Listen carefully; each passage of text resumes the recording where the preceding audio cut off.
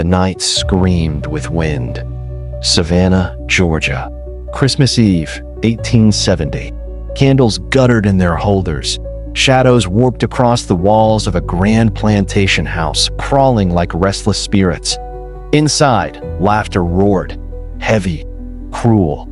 The laughter of men who had never known hunger, never tasted fear. And in the kitchen, far from the warmth of that laughter, a woman gripped the handle of an axe. Her knuckles whitened. Her chest heaved. Her apron, damp with sweat, clung to her back.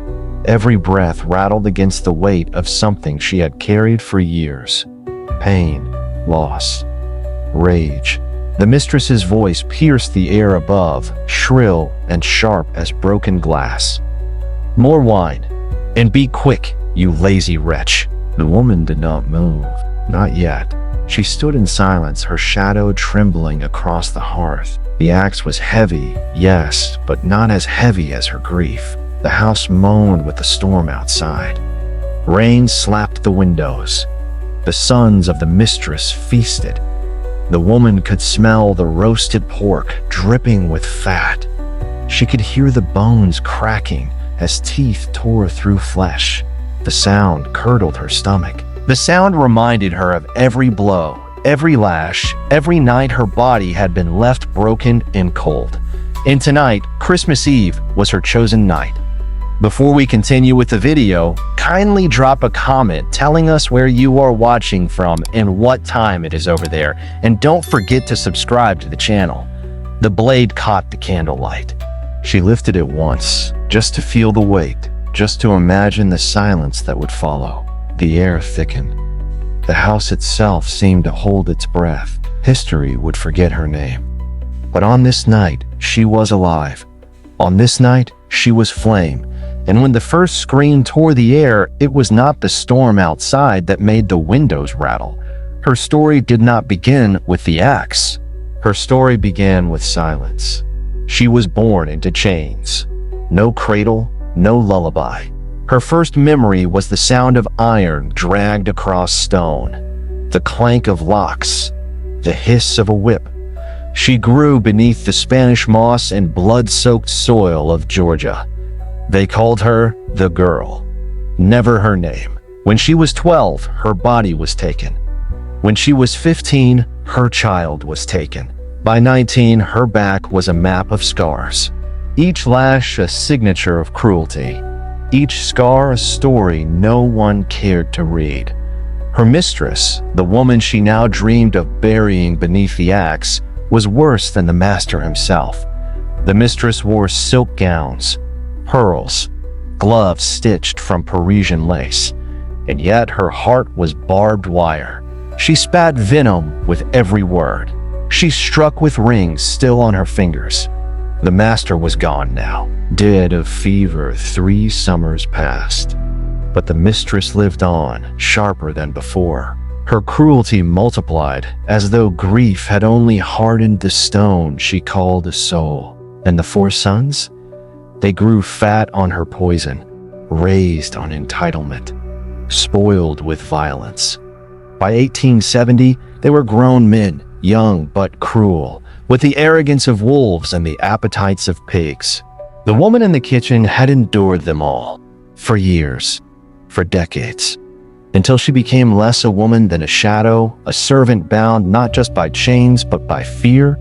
But fear, like rope, frays over time. And by Christmas Eve of 1870, the rope had snapped. Savannah was a city trying to bury its sins.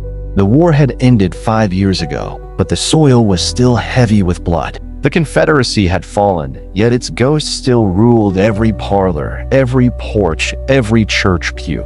The wealthy whispered of rebuilding. The poor whispered of revenge. But for the woman in the kitchen, rebuilding meant nothing. Freedom meant nothing, because her chains were not of iron anymore. They were flesh. They were memory. They were the daily cruelties of a mistress who believed herself untouchable. Christmas Eve should have meant joy, bells in the square, hymns by candlelight, children pressing their noses to frosted windows. Instead, the plantation house roared with drunken laughter. The four sons shouted obscenities, slamming their glasses against the table.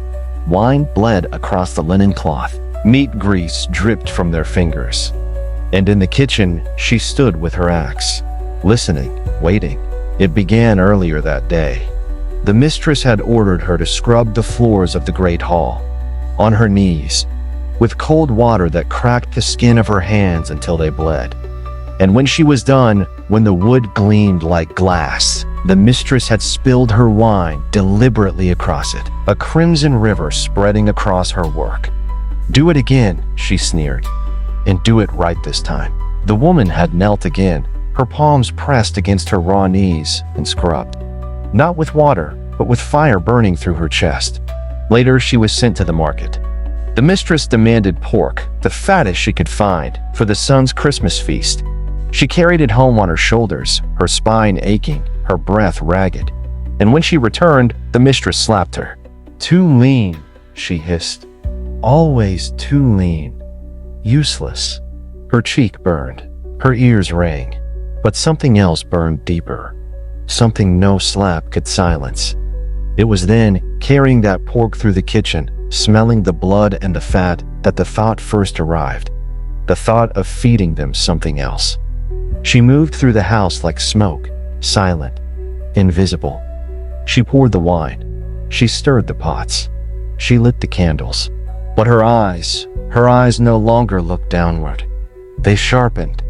They studied. The mistress with her shrill laugh and her jeweled rings. The sons with their careless cruelty, their gluttony. The axe, resting in the corner of the kitchen, slick with years of chopping wood. That axe, that steel, that promise. It was as though the storm outside had carried its fury into her bones.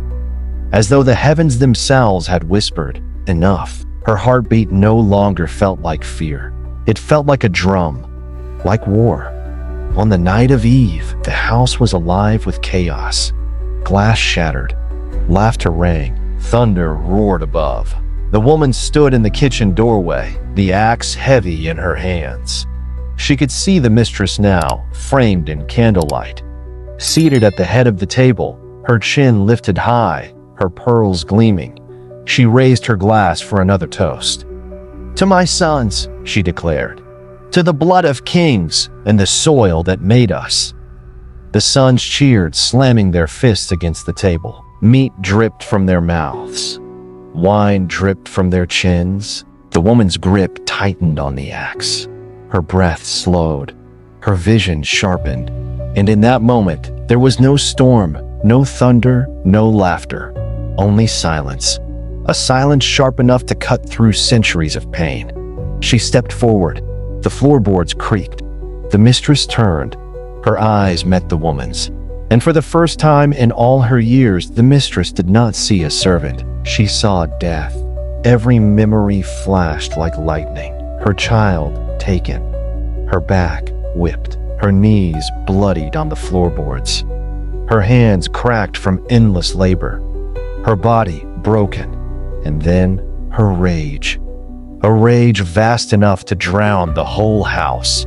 She thought of the nativity sermon she had overheard, priests speaking of forgiveness, of mercy. She thought of hymns sung in December air, but there was no forgiveness here. Not tonight. Mercy was for the powerful. Vengeance was for the forgotten. She raised the axe.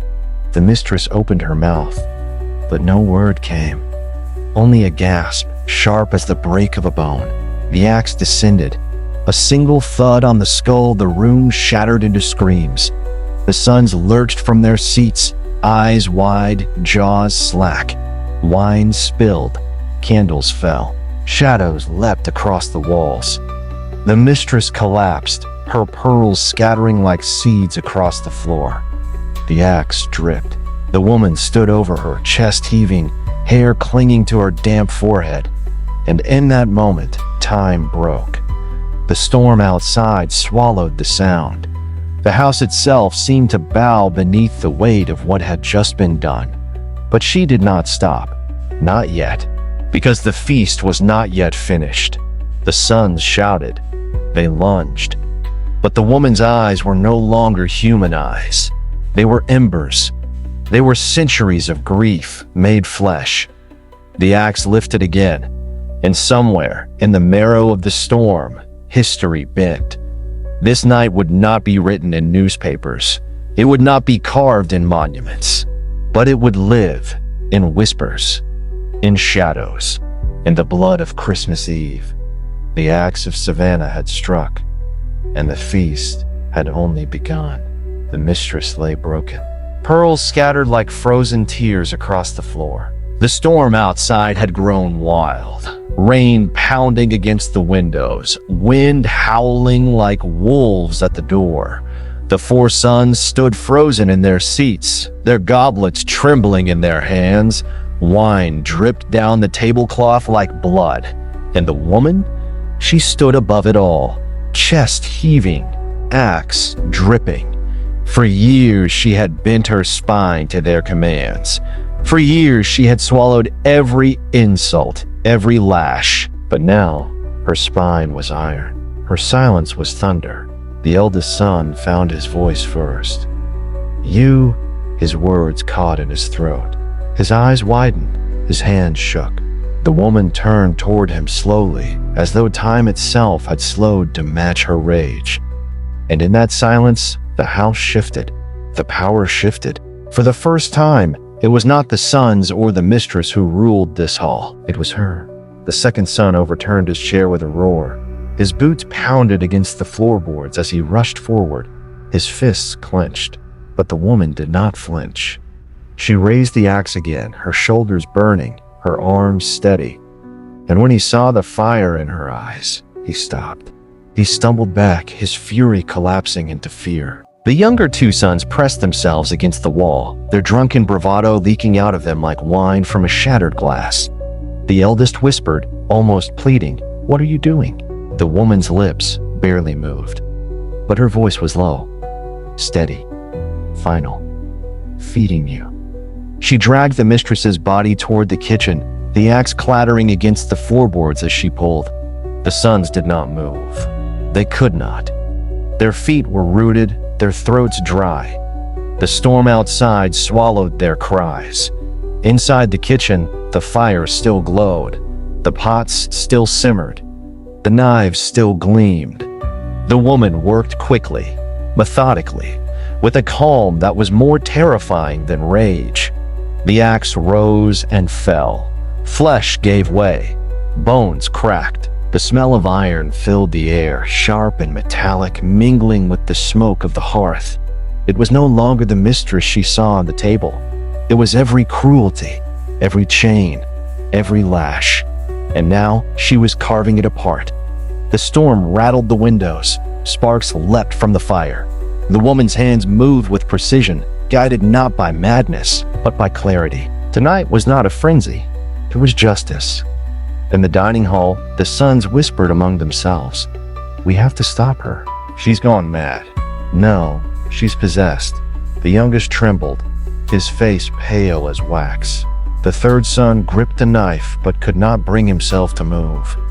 They were men who had ruled with arrogance, men who had tormented for pleasure, men who had never known fear. And now they were children. 1 hour passed, then another. The house was filled not with laughter now, but with the sound of chopping, of sizzling, of the storm outside weeping against the glass. The smell reached them first, roasting meat, spiced, tender, rich. Their stomachs churned, but hunger has a way of breaking even the strongest. As she worked, her thoughts unraveled like threads.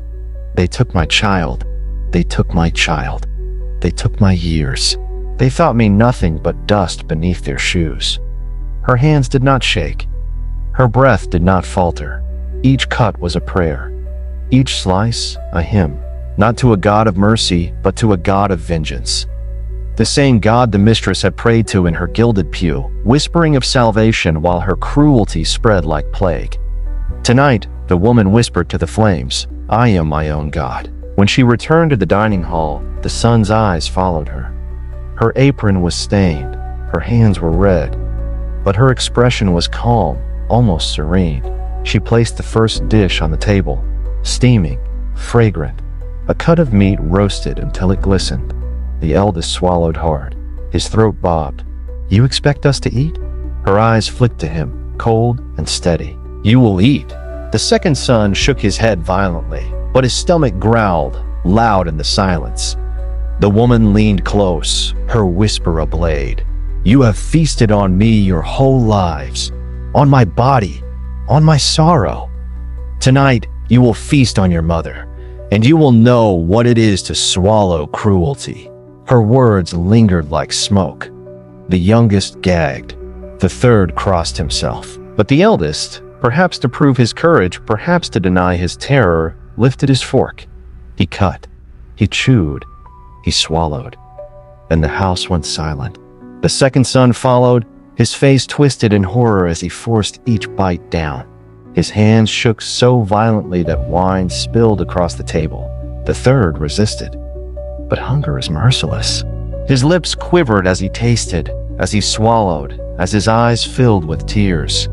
And the youngest, pale, trembling, could not fight the other's jeers. He ate, sobbing with each mouthful, his body trembling. The woman stood above them, watching, not smiling, not gloating, simply witnessing. Her vengeance was not in the act itself. It was in their faces, in their trembling, in their shame. For the first time, they were the powerless ones. As they ate, the woman remembered her child, a boy, small, fragile, taken from her arms at birth. She had never seen his face, only felt his cry against her chest before he was pulled away. She imagined him now, hungry, starved, sold, dead. The sons chewed, and with every bite, she saw her boy. With every swallow, she heard his cry. "You feasted while he starved. Now you feast on yourselves." Her vision blurred not from madness, but from grief too heavy to bear. Midnight struck. The storm reached its peak, lightning splitting the sky, thunder shaking the foundations of the house. The four sons sat slumped at the table, their faces pale, their stomachs full, their eyes empty.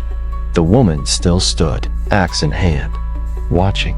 The eldest finally whispered, his voice cracking, "What are you?" She stepped closer, her shadow long against the wall. "I am every woman you broke, every soul you chained, every child you stole. I am the grave you dug with your own hands." Her words rang like scripture. The sons lowered their heads. And in the silence that followed, it was no longer a feast. It was a funeral. The woman knew this night would not be remembered in books. Her name would vanish. Her story would sink into whispers. But whispers are stronger than monuments. They slip through walls. They haunt generations. And so it was that on Christmas Eve of 1870, the Ax of Savannah did not simply kill. It planted a curse, one that would outlive them all. The storm finally broke. The rain slowed. The thunder rolled into the distance. The house was silent, save for the crackle of dying embers in the hearth. The four sons sat pale and hollow, their hands trembling over empty plates. Their eyes, once cruel and bright with arrogance, now stared blankly at the floorboards. And the woman, she stood at the head of the table, the axe leaning against her shoulder, her apron stiff with blood. She was no longer a servant, no longer a shadow. She was a figure of judgment, etched in the flickering light like some avenging saint. But saints live in stories, not in flesh, and flesh cannot linger in the house of its crime. By dawn, the house stirred again. Neighbors arrived, curious at first, then horrified. They whispered of screams in the night, of thunder that had shaken the walls. They saw the mistress's pearls scattered across the floor, her blood dried like ink upon the wood. But the woman was gone. The kitchen was empty. The hearth was cold. The axe was missing. The sons spoke little. Their faces were pale, their lips sealed. They did not confess. They did not explain. Perhaps they feared shame. Perhaps they feared the truth itself. When asked, they only muttered that their mother had died suddenly, struck down by illness in the night. But the tremor in their voices betrayed them. Their eyes betrayed them. And soon, the whispers began. They said the woman had walked into the storm with her axe, never to be seen again. They said she melted into the swamps, her shadow merging with the cypress trees and Spanish moss, her spirit forever haunting the lowlands. They said she traveled north, faceless in the crowd, carrying her vengeance to new masters, new oppressors. Some swore they saw her at the edge of the river, her figure standing against the lightning, the axe glinting as though it were forged from the storm itself. Others claimed she became a ghost, her footsteps echoing in the old plantation kitchens, her breath lingering in the rafters, her laughter carried in the wind. The truth? No one knows. And that is why the story lived on. The 4 sons never recovered. The eldest drank himself into silence. By the next Christmas, he was dead, his body found slumped at the head of the table where his mother once sat. The second son fled Savannah, disappearing into the wilderness of the Carolinas. Some say he lived among bandits. Some say he vanished into the same swamps that had swallowed the woman. The third took to prayer, shutting himself inside a church, whispering for forgiveness until madness hollowed him out. And the youngest, haunted most of all, wandered the streets at night, trembling, muttering of the feast he could never forget. They were not men anymore. They were ruins. The curse had worked. Not by poison, not by blade, but by memory. Because what they had swallowed could not be spit out. Children dared each other to whisper her story at night. Mothers invoked her name when telling their daughters to be strong. Men muttered her memory when they felt chains tightening around them again. Remember the axe, they said. Remember the woman who vanished. And with each retelling, the story grew darker. Some said she carved her mistress's heart and roasted it whole. Some said she drank the blood herself before walking into the storm. Some said the sons ate until their bellies burst, their bodies found sprawled on the floor by morning. Truth and myth blurred. But that was the power of whispers. They did not need to be true. They only needed to be remembered. The Ax of Savannah was never written in history books. No court record bears her name. No grave marks her end. But history is not only what is written. It is also what is whispered. And in Savannah, whispers are stronger than stone. They rise with the storm winds. They cling to the moss. They echo in the kitchens where women still bend their backs, their hands raw, their voices silent. Her story is not the story of murder. It is the story of vengeance, of survival, of a silence so deep it roared louder than thunder. On Christmas Eve of 1870, one woman shattered her chains with an axe, and though her name was lost, her shadow remained. The sons were forgotten. The mistress was forgotten. But the woman? She became a myth. And myths, unlike flesh, do not die. They say if you walk the streets of Savannah on a stormy Christmas Eve, you can still hear her. The echo of the axe, the hiss of the fire, the silence that follows. And if you listen closely, past the thunder, past the rain, past the laughter spilling from windows of houses built on bones, you will hear her whisper, "Eat and remember me."